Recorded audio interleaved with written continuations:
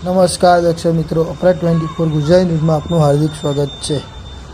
વડોદરા શહેરની લક્ષ્મીપુરા પોલીસ ટીમે ગણતરીના કલાકોમાં ખંડણી દ્વારા રૂપિયા પડાવતા ટોળકી ઝડપી પાડી હતી, જેઓ દ્વારા પોલીસ તરીકે ખોટી ઓળખાણ આપવામાં આવી હતી, અપહરણ કરવામાં આવ્યું, સાથે જ ધમકી આપી ખંડિત દ્વારા રૂપિયા પડાવવામાં આવ્યા હતા। ખંડણીના આરોપીઓને ગણતરીના જ કલાકોમાં લક્ષ્મીપુરા પોલીસ દ્વારા શોધી કાઢવામાં આવ્યા છે। તેઓના વિરુદ્ધ કાયદેસરની કાર્યવાહી કરવામાં આવી હતી। લક્ષ્મીપુરા પોલીસ નકલી પોલીસ બની અપહરણ સહિતના ગુના આચરનાર આરોપીને ઝડપી પાડ્યા હતા। રિપોર્ટર વૈભવ બારોટ સાથે વિપુલ પડિયાર।